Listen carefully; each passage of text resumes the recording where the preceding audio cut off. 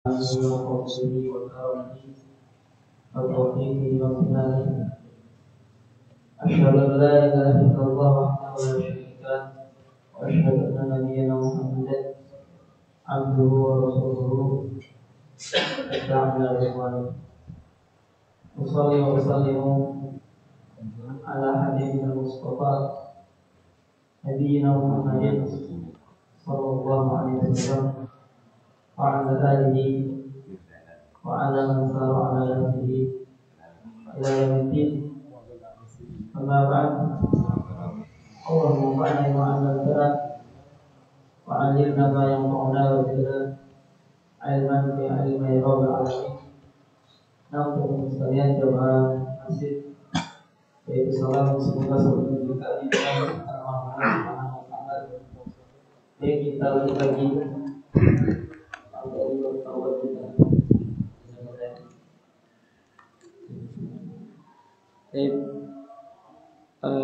pakai media kita Mukhtasar Najul Qasidin karya Imam Al-Qadhi Ahmad Ibn Abdurrahman Ibn Qudamah Al-Maqdisi. Semoga Allah selalu merahmatinya. Nah, teman-teman sekalian, kemarin kita masih membahas terkait bab seseorang itu kenapa dia bisa berdosa, sebab-sebab kenapa orang itu bisa berdosa. Secara singkat, karena dia mendatangkan sifat luar ke dalam dirinya. Nah, jadi status kita ini sebagaimana kata Rasulullah SAW. Kata beliau, ma'akulu muttaqi'ah, aku nggak pernah makan dengan cara bersandar. Bukan berarti haram, tapi kata Rasulullah, innama ana abdun, aku cuma seorang hamba, cuma seorang budaknya Allah. Maka seyogianya seorang budak itu perangannya ya seperti budak, tidak seperti binatang, tidak seperti Allah, tidak seperti setan, atau tidak seperti binatang buas. Tapi demikian juga Allah SWT juga berfirman, "Wa ma khalaqtul jinna wal insa illa liya'budun." Berarti hakikat kita ini hanya menyembah Allah, kita ini hanya seorang hamba. Nah, di pertemuan kemarin kita sudah nyimak bareng-bareng, seseorang bisa keluar dari jati dirinya karena dia memasukkan sifat-sifat luar. Nah, sifat Allah, sifat setan, sifat binatang. Nah, dan sekarang kita akan masuk pada binatang buas, sifatu as-sabu'iyah, yaitu sifat binatang buas dia masukkan. Wa minha yatasha'abu al-ghadabu wal-hikmu atau wal-hikmu. Nah, dari sifat binatang buas ini maka muncullah sifat marah. Nah, kayak kalau kita lihat binatang buas itu yang benar-benar buas yang di alam liar, itu kan mukanya garang, elang, singa itu. Terus ada rasa gondok. Nah, buat tahajum 'alan nas, dia nyerang orang begitu kan. Binatang buas kalau nggak nyerang nggak makan. Bil qatli wa dhurbi, dengan cara membunuh bahkan memukul. Nah, dari zaman dulu sampai sekarang model-model kayak gini ada. Nah, mukul dengan maksud mendolimi dia, berbeda dengan mukulnya orang tua ke anak atau seorang guru ke murid. Enggak ada ceritanya mereka mukul sifatnya mendolimi, secara logika kan begitu. Ya nggak tahu kalau kemasukan setan mungkin lain cerita. Wa akhdil amwal, dan mengambil harta orang lain, entah dengan cara yang santun ataupun tidak santun. Ya, pencuri gitu tidak santun. Nah, tapi kalau dengan cara yang lain mungkin terlihat legal walaupun sebenarnya hakikatnya tidak benar, itu sangat mungkin. Wa hadhihi sifatul laha tadruju fi al-fitrah. Sifat-sifat ini itu punya tahapan-tahapan dalam fitrah, dalam penciptaan kita. Jadi kadang kita naudzubillah min dzalik, ya, kita fitrah kita kan pasti suka dengan lawan jenis, nggak mungkin suka dengan sama jenis. Nah, kadang ketika melenceng gitu, itu ada tahapan-tahapannya. Demikian juga seorang hamba, sifat asalnya dia adalah seorang budak. Ketika dia melenceng itu ada tahapan-tahapannya. Fasifatul bahimiyah yallati taghlibu awalan. Sifat binatang ini akan muncul duluan. Nah, berarti kalau dia muncul duluan, kita hilangkan dulu. Kan kemarin katanya sifat binatang itu dia rakus, tamak gitu ya. Dia tamak, nah fokusnya ini syahwatnya, entah syahwat perut atau yang di bawah perut. Nah, dan memang begitu binatang. Nah, misalnya kayak sapi gitu, kita tahu kalau makan kan, banyak begitu, cepat banget, saat. Nah, nanti di malam hari, katanya ya yang paham sapi, dikeluarin lagi tuh sedikit-sedikit, dikunyah lagi, dilembutkan. Kalau tadi pagi kan, tadi sore mungkin rebutan dengan teman-temannya. Nah, itu malam dikeluarkan lagi, yaitu sapi ketika memperturutkan nafsu perut. Nah, kalau kita manusia, kenyamanan, perut itu lambang kenyamanan, tidak hanya makan nanti, tapi tempat tinggal juga, harus bagaimana, ornamen harus serba Eropa misalnya gitu, Masya Allah. Nah, di rumahnya ini nanti kalau orang telah memperhatikan begitu, dan demikian juga syahwat kemaluan ya. Nah, syahwat kemaluan, ini dulu pernah punya teman orang Serpong, orang Jakarta kan mungkin di sana pergaulan udah kemana-mana ya. Dia bilang, ya aneh nggak tahu orang kalau memperturutkan syahwatnya, nafsunya yang di bawah perut itu, nanti dia akan zinanya udah macam-macam, udah nyobain ini begitu kata dia. Nanti akan bosan dapat tahu. Habis itu dia akan nyoba yang sesama jenis. Nah, ngecek. Ketika udah sesama jenis, akhirnya dia bakal bosan juga. Begitu bosan nanti akhirnya pindah ke binatang katanya. Kemarin nonton di TV atau di mana itu, ya Allah, pemuda India berapa orang itu ditangkap sama polisi karena dia memperkosa Tuhannya. Sapi diperkosa sampai mati, ya Allah, itu kan Tuhannya. Thumma tatluha as-sifatu as-sab'iyah tsaniyah. Kemudian tahapan berikutnya muncul sifat binatang buas. Nah, ketika dia sudah tamak, dia akan berusaha ngambil punya orang lain. Nah, itu binatang buas. Fa idza istama'at hatani, kalau dua sifat ini sudah ada. Tamak iya, mengambil hak orang iya, mukul orang iya. Ista'malata al-aqla fi as-sifati asy-syaitaniyah. Nah, maka keduanya ini akan mempergunakan akal. Jadi akal tuh dijadikan budak dia untuk menggunakan sifat setan, Masya Allah, minal makri wal khida wal hayal. Entah itu berbuat makar, tipu, begitu kan? Itu semua sifat setan, bikin kerusakan. Kalau ini semuanya sudah sifat binatang buas, sifat setan juga diambil juga. Tsumma taghlibu as-sifatu ar-rububiyyah. Kemudian sifatnya Allah direbut pula, yaitu sombong, suka dipuji, diktator. Nah, itu kan sifatnya Allah SWT. Nah, di antara asma Allah yang juga sifatnya kan al-mutakabbir. Tetapi saran anak, kalau boleh ya jangan dikasih nama putra kita Abdul Mutakabbir. Takutnya nanti nyebutnya nggak lengkap, bukan Abdul Mutakabbir lagi, repot. Karena memang kita nggak terbiasa panggil nama itu lebih dari 2 ucap ya. Maaf, Budi itu kan 2 ucap. 3 itu sudah susah. 3 itu sudah susah. Apalagi Abdul Mutakabbir, wah 6 ucap itu udah susah.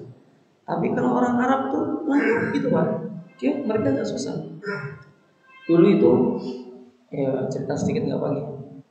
Ketika aneh punya anak laki-laki pertama itu pengen banget tak kasih nama Ikrimah. Ikrimah itu yang pahlawan hebat, itu putranya Abu Jahal ini. Tapi dia pahlawan Islam, ini kan ngefans sama beliau itu. Bahkan tak urutkan nomor 2 di antara para sahabat. Cuman kan 3 huruf Ikrimah gitu. Ikrimah. Takutnya nanti anak-anak dipanggil mah gitu. Aduh, jadi kayak mama deh. Nggak jadi asli. Jauh setelah itu teman punya anak laki-laki dikasih nama Ikrimah. Loh kok semua bisa manggil Ikrimah, nggak dipanggil mama gitu. Ikrimah, Ikrimah. Oh ternyata lidah kita sudah bisa mengucap tiga kecap itu untuk manggil sudah bisa. Di zaman ini kayaknya malas sih. Kalau satu ucap kan lebih enak ya. Maksudnya apa ya? Nah, ya misalnya banyak lah. Tapi misalnya bejo, jo. Nah itu kan lebih mudah. Ya udah nanti kalau ada lagi, tak kasih nama Ikrimah insyaallah. Fahadihi ummahatud dzunubi wa manabi'uha. Ini adalah inti-inti dari dosa dan tempat munculnya dosa. Intinya itu kalau bisa kita hindari pelan-pelan insyaallah mudah. Nah, thumma tatafajjaru adz-dzunubu min hadhil manabi ilal jawarih. Kemudian dosa-dosa itu akan muncul. Tatafajjar itu apa ya? Istilahnya kayak batu pecah terus keluar air, kayak begitu. Nah, tatafajjar. Nanti dosa-dosa itu muncul dari sumber-sumber ini ke anggota badan yang lain. Nah, jadi awalnya itu dulu.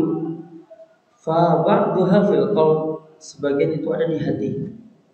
Kal fikri, seperti pemikiran yang rusak. Nah, wal bid'ati bid'ah. Masya Allah.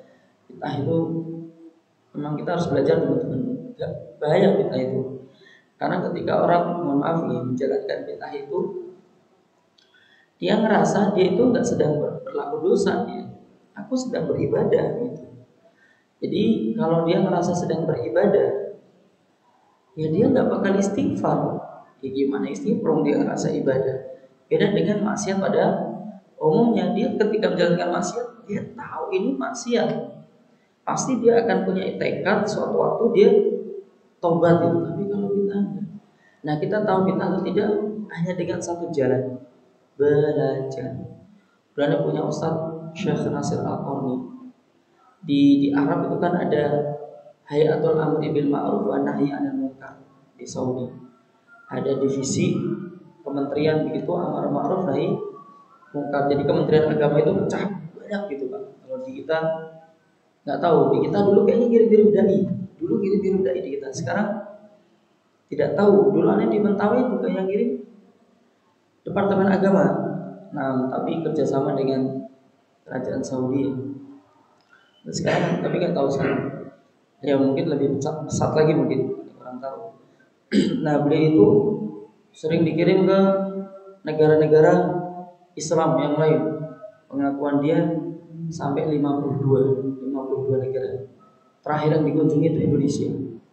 Nah, Malaysia sudah lewat, itu sudah lewat tuh. Ini tersinggung banget itu. Indonesia belum tentu. Indonesia itu terakhir adalah mayoritas. Nah, kata dia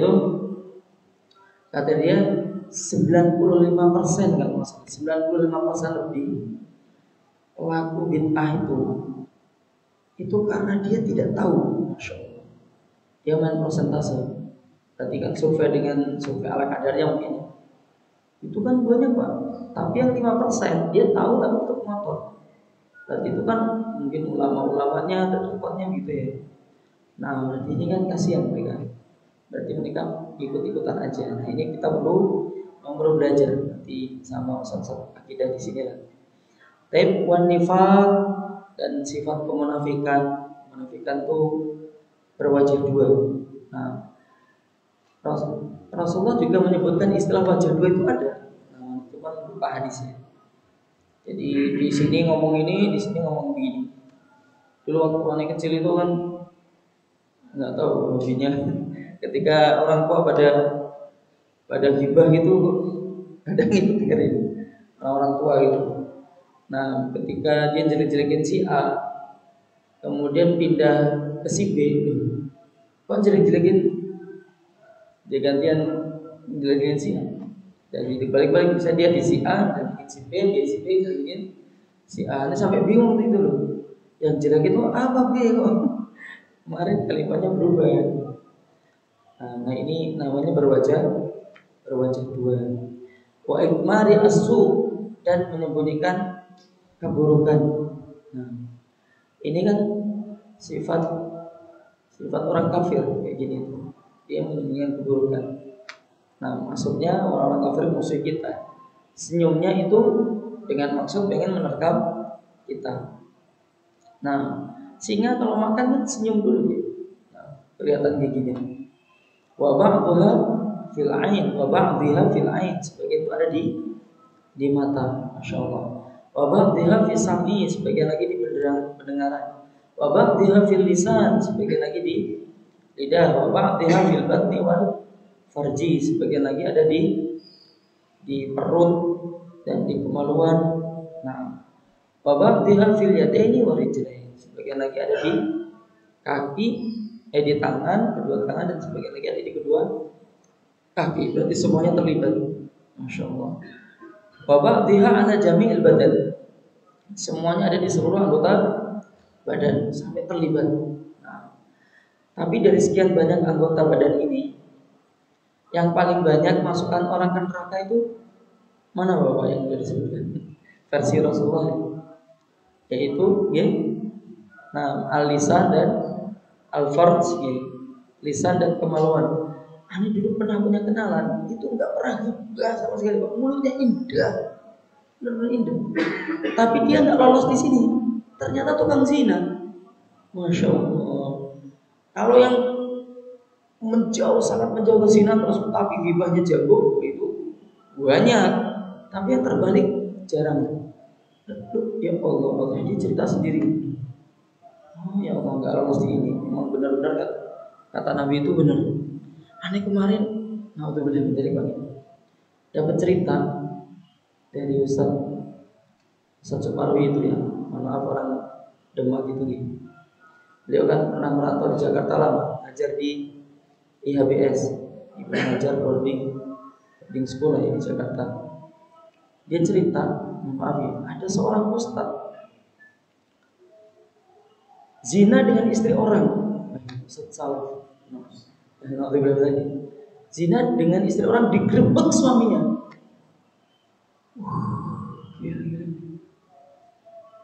Aneh nggak ngerti itu gimana ceritanya, proses sampai ke sana itu bagaimana gitu. Sampai dengar itu gemetaran. Dia cerita di depan itu sampai tak ulang berkali-kali. Itu kisah benar San. Bukan khayalan. Benar. Iya, ketika di forum kan kadang guru-guru itu digilir ngomong depan umum gitu pas pembinaan hari Sabtu gitu Pak. Jadi kan kalau aktif di sekolah kan begitu kan. Kadang guru digilir suruh ngomong. Nah dia cerita begitu. Wah, nggak masuk akal. Tapi alhamdulillah dia nggak nyebut namanya. Mudah-mudahan kita juga nggak kenal. Nah, dan Anda juga nggak pengen tahu namanya karena aib orang. Wala hajata ila tafasili dzalika. Nggak ada perlunya kita centrekan sampai detail. Nah, fa innahu wadih, karena udah jelas. Nah, kalau kita sang imam menyebutkan mata, telinga, lisan, perut, itu kita udah bisa membayang oh ini maksiatnya ini. Tapi sedikit lagi, tsumma ad-dunub tanqasimu ila ma yata'allaqu bi huquqi al-adamiyyin. Kemudian ada dosa yang kaitannya dengan hak-hak anak Adam, wa ila ma bainal abdi wa baina rabbih, dan antara seorang hamba dan antara Allah Subhanahu wa taala. Baik, satu ini lagi Pak. Fa ma yata'allaqu bi huquqil ibad, hal-hal yang berkaitan dengan hak-hak hamba, fal amru fihi aghlaf. Maka urusan itu jadi berat kalau dengan sesama hamba. Nah, itu jadi berat, Masya Allah. Karena pasti di sidang, pasti ada persidangannya. Kalau sama Allah mungkin bisa Allah ampuni tanpa istighfar. Tapi kalau sama sesama muslim, bahwa ini ada sidangnya. Jangankan sama manusianya, jangan kan tahu kisahnya nanti di akhirat di hari persidangan itu binatang yang diseruduk temannya karena temannya punya tanduk, dia punya tanduk dan dia mati. Nanti dibalik itu di akhirat dibangkitkan lagi, yang nggak punya tanduk dikasih tanduk, yang punya tanduk dihilangkan tanduknya terus diseruduk. Masya Allah. Binatang ada kisosnya ya. Nah, apalagi manusia yang punya otak, istilahnya begitu. Tapi walladzi bainal abdi wa baina rabbih fal afu fihi arja wa akram. Adapun dosa antara hamba dan seorang Allah, maka pemaafan Allah itu lebih diharapkan dan lebih dekat. Kemungkinannya besar Nah, kemungkinan untuk diampuni oleh Allah itu besar, illa ayyakuna syirkan, kecuali dosa itu dosa syirik. Coba untuk perhatikan apa? Untuk perhatikan di semua jenis dosa pasti setan itu ending akhirnya akan gimana caranya nyeret manusia untuk melakukan syirik. Pasti.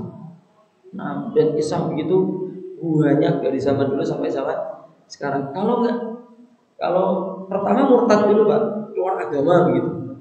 Nah, kalau nggak bisa dibikin syirik, dan syirik itu, mohon maaf ya, orang ketika melakukan syirik itu sebagian bentuk syirik itu terlihat itu ibadah, terlihat kayaknya ibadah, ada itu syirik. Nah, sekali lagi syirik ini kita juga harus belajar. Kalau bahkan ulama itu ada yang ngomong gini, Pak, malam ya arif asyirka ya kok fi syirki, katanya gitu. Orang kalau nggak tahu masalah bab syirik, dia pasti masuk ke dalam kesyirikan.